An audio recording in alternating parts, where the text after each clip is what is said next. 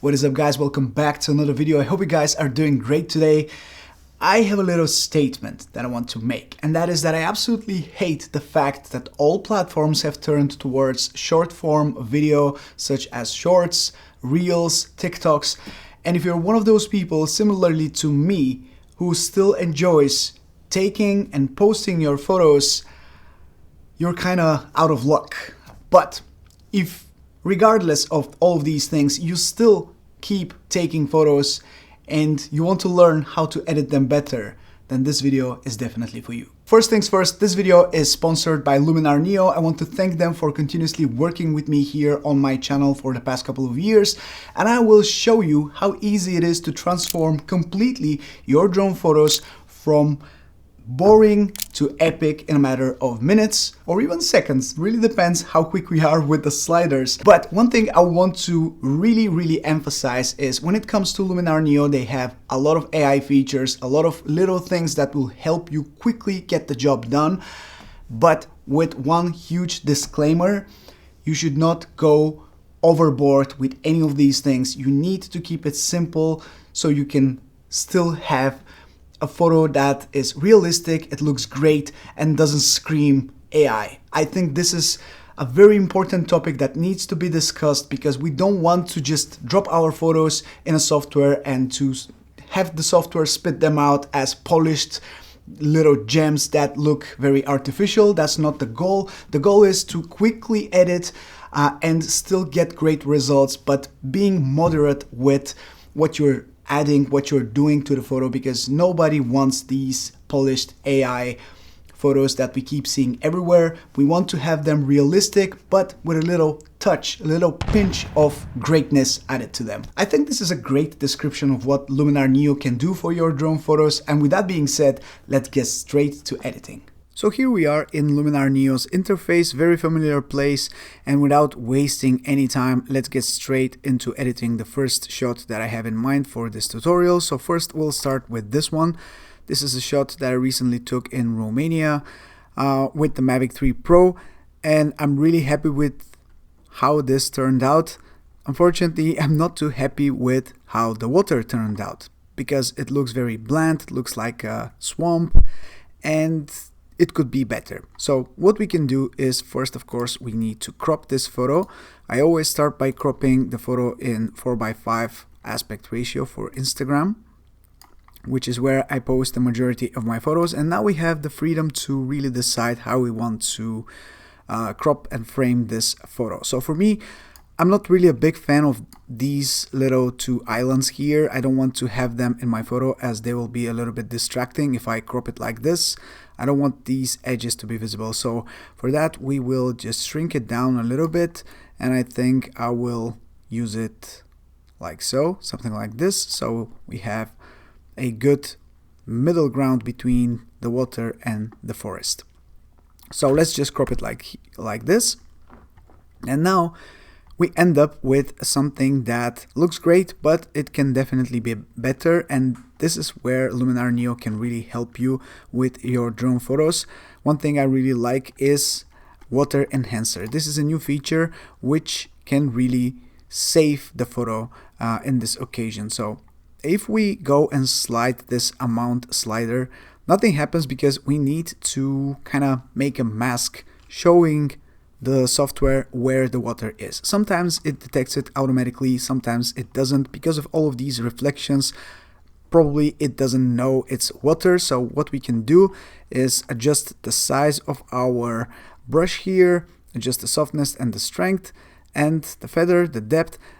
It's good like this, so we just need to paint over the water. Now, of course, I am not super precise for this demonstration, but what we can do here is just to make sure that we have covered the edges here, and then we can refine the selection a little bit by going to erase and just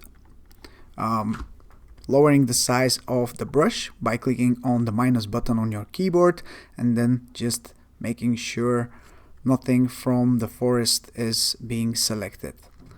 Of course, you need to be precise. I'm kind of in a rush here, so I'm not doing a perfect job. So I need to go back and draw a little bit further here just to make sure we have a good selection of the water, because we want to make sure everything is selected.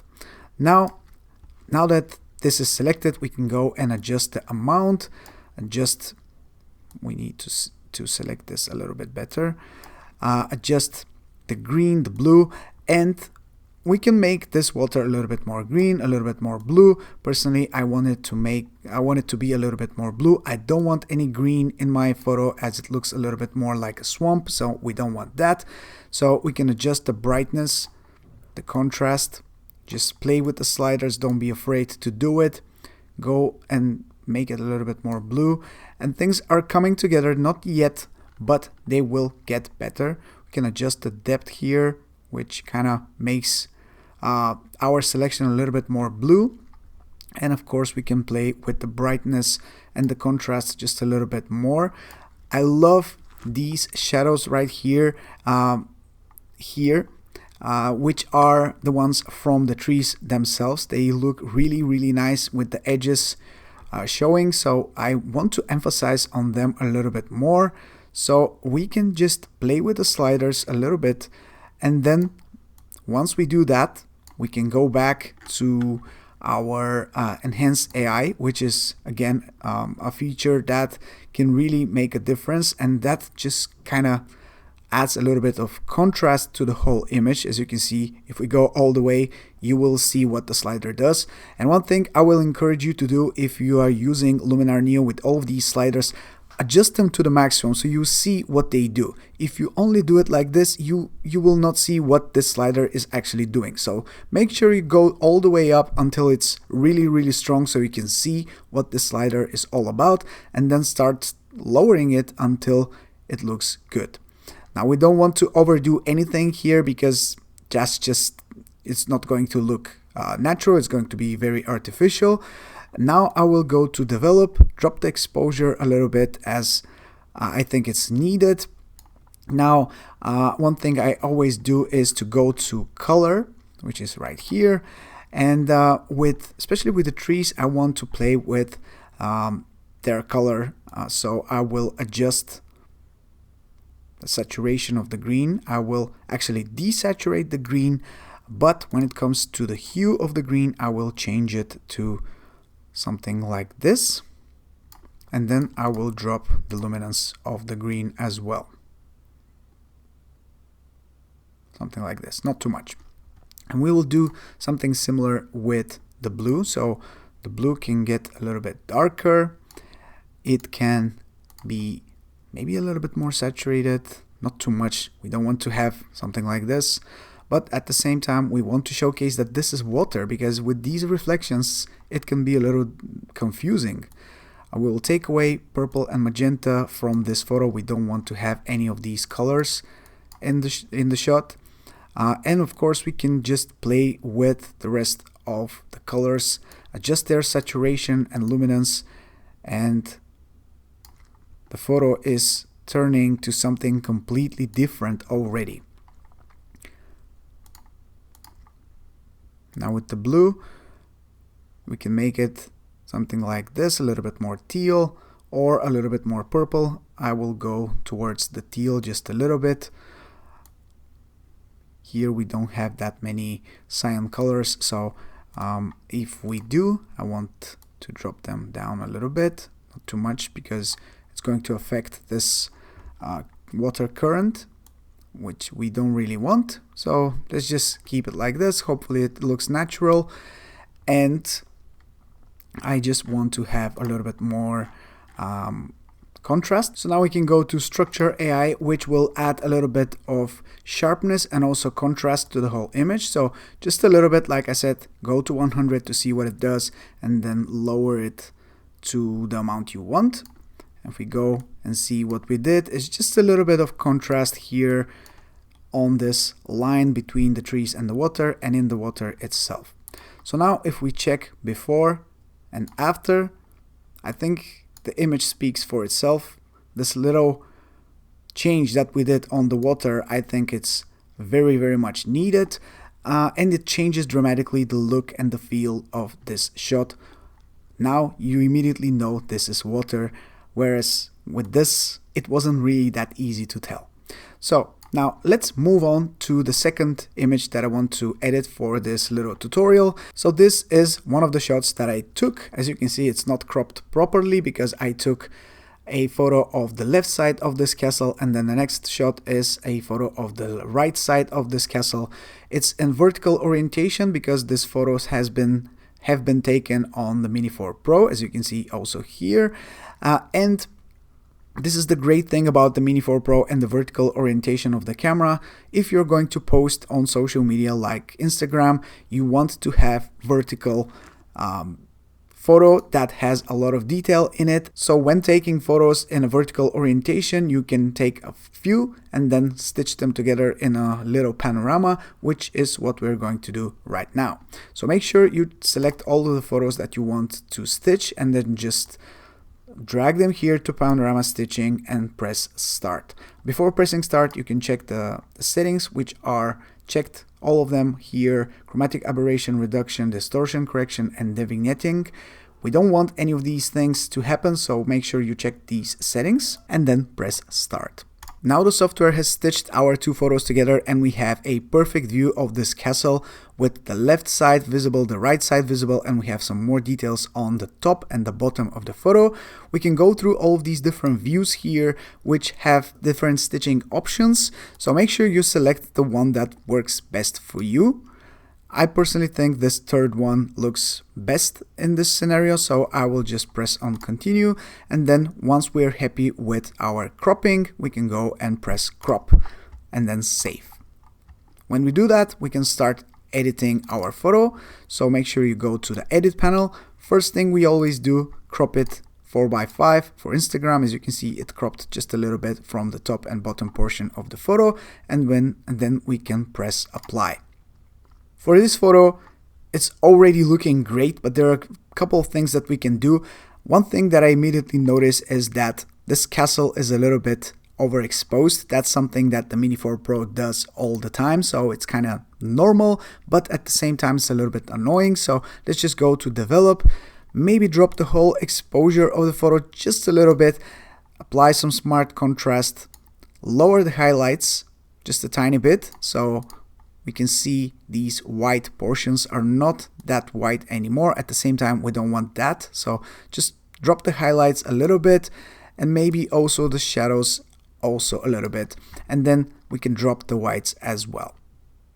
Now if we see what we did, it's already looking much better. It's just a little bit more contrasty and more vibrant without having this white glow around the edges of the castle.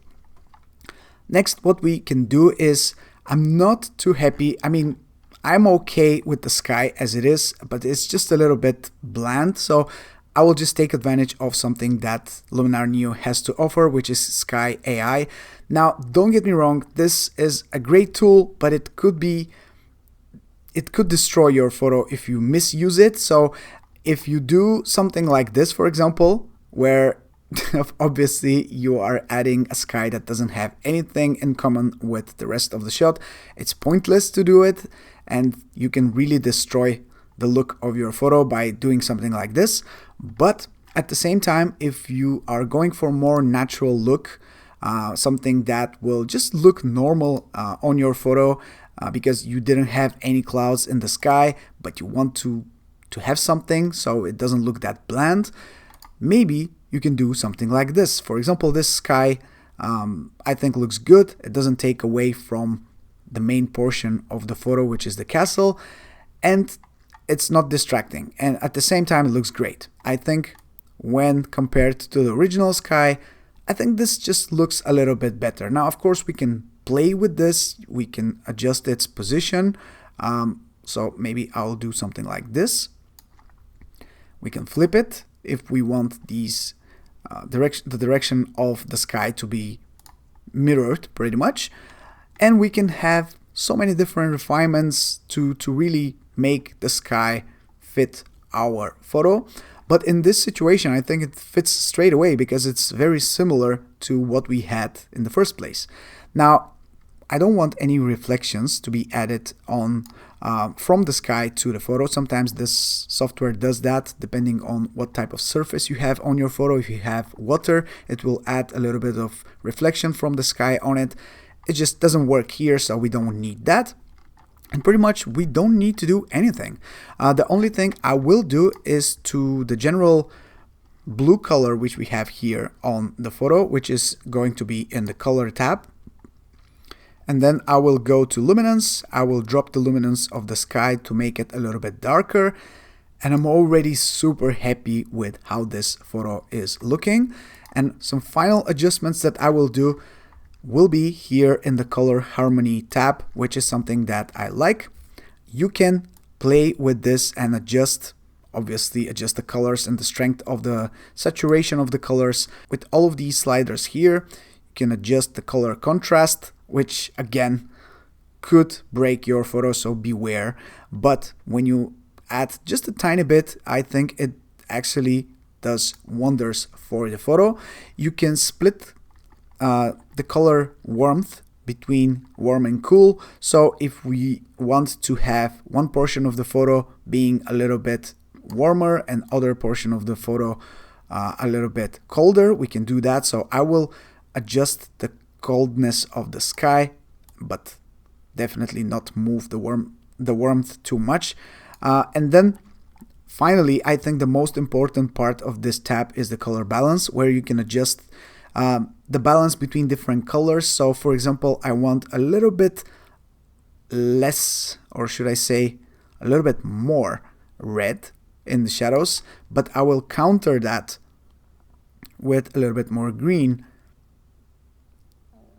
something like this, just a tiny bit. As you can see, I'm adding just a little bit of adjustment to these sliders, and I don't want to overdo anything here because I like the colors already. I just want to dial them down a little bit and just have that little punch that obviously can really change the look of your photo.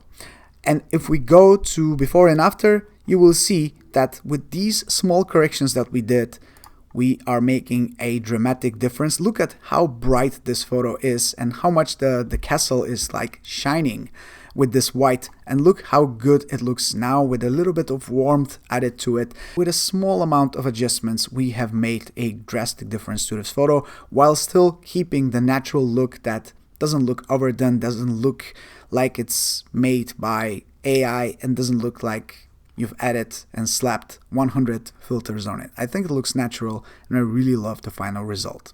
Finally, as you can see, we have a lot of photos here which I want to make into one giant photo, and these photos are actually with 3 different exposures. These are HDR photos that I will kind of merge into one big photo. So HDR panorama is what we're going to do here for all of these photos. This is a really big dam that I captured, and I want to have all of it in one photo. Obviously, it's really hard to capture all of it in one photo, so that's why I took many different photos, which now I will stitch. And I also took 3 different exposures while taking these photos, so I can have maximum dynamic range while editing the photo. So what we will do now is select all of these photos and then just drag them into HDR merge. This is the first thing that we need to do, as obviously, like I said, we have 3 different exposures. So now we need to merge them into smaller amount of photos that will have a lot more dynamic into them, dynamic information from the 3 different exposures that we have shot. So now we press continue. The software is merging the 6 different photos that we have taken. We can already see a little bit of a preview here, and the result is going to be great. I'm sure about that. Now we end up with 6 photos, and I can see this one is, maybe I have messed up something because it's not properly merged. So we're not going to use that. We have 5 usable photos which we're going to select, and then the next thing we need to do is just use them here in the panorama stitching tab. Just drag them here, press start. You already know the deal with this. Just stitch the panorama photos together. Now we can see how the panorama is going to look like. Again, we need to check the different views that the software has generated for us and select the one that works the best for us. So let's just crop it like this, and then we can make sure that our horizon is pretty straight. Let's see if that works. I think it does. And we now have this photo that we can start working on. If we go back and check the photos that we used for making this giant panorama, we will see that they're just one piece of the puzzle to make this giant one actually work. And now it's up to us to go and edit the photo like we used to on the rest of the photos up until this point. And there you guys have it. This is Luminar Neo. This is how you can easily and quickly add a little bit of spice to your photos, and hopefully you guys have enjoyed this video. If you have, don't forget to check the first link in the description, as this will give you a 30% discount with a special code that is only valid for my subscribers. This will give you 30% off of Luminar Neo. If you want to buy the software, check it out for yourself and start editing your drone photos with ease. You can do that. Just make sure you check the link in the description. And let me know if you are buying this software. I would really like to hear your feedback down in the comments. And with that being said, this is everything I have for you. Drop a like, subscribe, and I'll catch you in the next video very, very soon. Ciao.